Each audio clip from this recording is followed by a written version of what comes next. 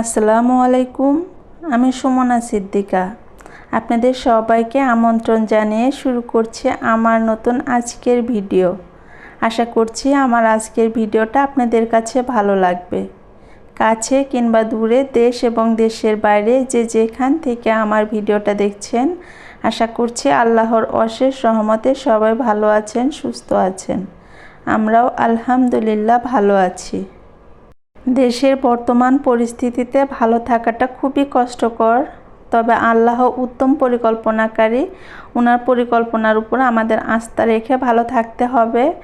বাংলাদেশে একের পর এক যে বিপদ দেখা দিচ্ছে, এগুলো আল্লাহর হুকুমে হচ্ছে। তো আমাদের শুধু সেই বিপদ মোকাবেলা করতে হবে।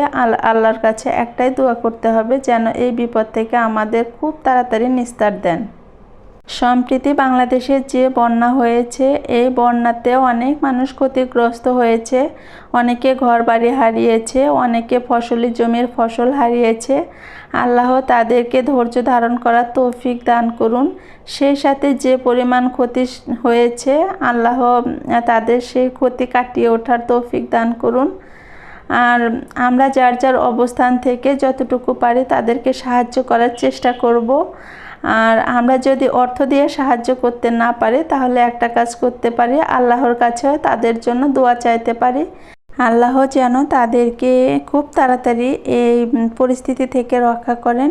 তো এই দোয়াই করতে পারি আমরা। মেয়ের টিফিনে দেওয়ার জন্য আজকে আমি ড্রাগন ফলের পরোটা বানিয়ে নিচ্ছি। তো প্রথমে আমি একটা ড্রাগনের হাফ নিয়েছি, ওইটা কাঁটা চামচ দিয়ে খুব ভালোভাবে ম্যাশ করে নিয়েছি। ড্রাগন ফল যেহেতু অনেক বেশি নরম, এটা কিন্তু কাঁটা চামচ দিয়ে ইজিলি ম্যাশ হয়ে যায়। তবে আপনারা চাইলে কিন্তু এটা ব্লেন্ডারে পেস্ট বানিয়ে নিতে পারবেন। তারপরে যেভাবে পরোটার ডো করা হয় সেমভাবেই করেছি, শুধু এখানে ড্রাগন ফলের যে পিউরি আছে ওটা অ্যাড করেছি।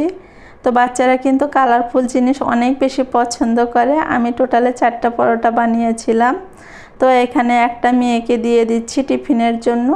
আপনারাও কিন্তু চাইলে আপনাদের ছোট্ট সোনামণিদের এভাবে সকালের নাস্তা বা টিফিনে বানিয়ে দিতে পারেন। আশা করছি আমার ছোট্ট সোনামণিরা এটা অনেক বেশি পছন্দ করবে।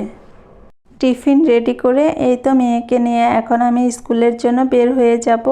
ওকে স্কুলে রেখে এসে বাসার বাদ বাকি কাজগুলো আমি করে নিব। মেয়েকে স্কুলে রেখে এই তো বাসায় চলে এসেছি। এখন গাছের সাথে কিছুটা সময় কথাবার্তা চলবে, আলাপ আলোচনা। তো গাছের সাথে সময় কাটাতে কেন জানি না অনেক বেশি ভালো লাগে। এই ছোট্ট কিউট গাছটা আমি বারান্দা বাগানের নতুন অতিথি হিসেবে এনেছি। এটা মেবি চায়না টগর গাছ। তো এখানে কিন্তু রেইন লিলি ফুটে আছে এক ঝাঁক। এই রেইন লিলিটা দেখার জন্য আমাদের কিন্তু অনেকটা বেশি অপেক্ষা করতে হয়। দীর্ঘ একটা বছর অপেক্ষার পর ওনার দেখা মেলে আর কি। উনি কিন্তু সারা বছর ফুল দেয় না, তবুও কেন জানি না ওনাকে রেখে দিয়ে একটা বছর অপেক্ষা করার পরে উনি কিন্তু আমাদের সাথে দেখা করেন। তো যাই হোক, বৃষ্টির পানি যত পাবে এই রেইন লিলি ফুলটা কিন্তু তত বেশি ফুটতে থাকে। এটার কালার তো মাশাআল্লাহ অনেক বেশি সুন্দর। সেই সাথে এখানে কয়েকটা টগর ফুল ফুটে আছে। এই টগর গাছটা একটা ভাবি আমাকে গিফট করেছিল। যদিও ভাবির সাথে এখন আর আমার দেখা সাক্ষাৎ নেই, শুধু ফোনে কথা হয়। তবে ভাবির স্মৃতি হিসেবে গাছটাকে আমি রেখে দিতে চাইছি, কিন্তু কেন জানি মনে হচ্ছে গাছটা আমার কাছে খুব বেশি দিন থাকবে না। এটার অবস্থা তেমন একটা ভালো না। তো গাছ দেখতে দেখতে এখানে আপনাদের সাথে আমাদের কবুতরগুলো শেয়ার করে নিলাম। এখানে কবুতর কিন্তু 2টা বাচ্চা দিয়েছে মাশাআল্লাহ। দুপুরের কোনো রান্না বান্না বা খাওয়া দাওয়া এসব ভিডিও আর আমি নিইনি। তো এটা ছিল দুপুরের পরে আর কি। তো এখানে আমি কুশন কভার আর কি হ্যান্ড প্রিন্ট করে নেব। তো ওইটার জন্যই আর কি সব কিছু রেডি করে নিচ্ছি।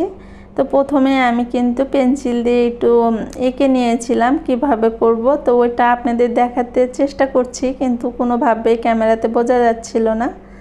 তো এখানে আমি 2টা কালার ব্যবহার করব। একটা লাল নিয়েছি, একটা সবুজ নিয়েছি।